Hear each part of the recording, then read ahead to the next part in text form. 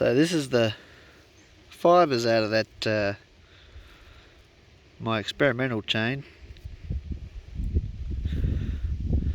That's 3/8 low profile, and after I made sure I did sharpen it properly, I got the top plate and everything, I went and done the depth gauges,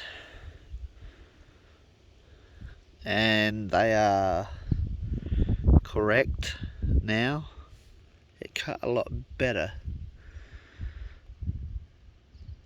I don't suppose you've got anything to gauge apart from my thumbnail as to how big these fibres are, these chips. Oh look, I didn't think it cut too bad. And this is on some hard stuff here that I'm experimenting with. I suppose if it was green, it didn't really load that saw up, but it's a big saw for that little chain. So I suppose if it was on a 180 or a 170 like it was supposed to, it probably cut pretty well. This is where I first started. You see they're smaller? The depth gauges are only just down enough as it is, because my file was a bit blunt and they were down, and they could really gone another stroke, I suppose. Another good 2 strokes down. But this is where,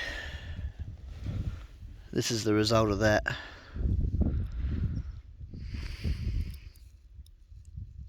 So there's some fairly big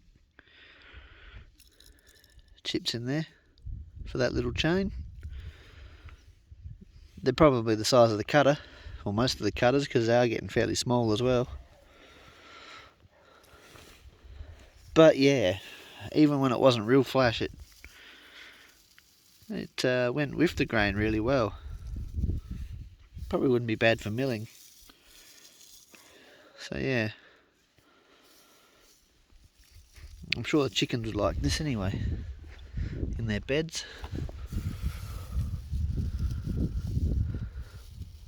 So yeah, and that was just after it was sharpened the second time, that long stuff. I wonder if I can just pull one of those out. Oh, that's one.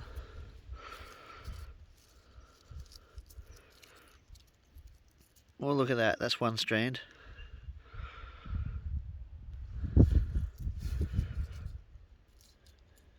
I reckon that'd pull the arse out of my 170. I don't reckon it'd pull it real well. Well, it'll pull it, but I reckon she'd be struggling for horsepower, which is what you want. Anyway, or just that balance. I reckon it'd be a good balance. And that chain didn't cut straight, because I put that chain on when it was damaged. Before I realised it was damaged, I just sort of threw it on and made sure the oil hole lined up, because I don't really have a bar for that saw. Well, I guess I do now. Anyway, and it was all oily and crusty and whatever, so I ran it into some small wood, like the size of that, and couldn't cut through it for it not cutting straight.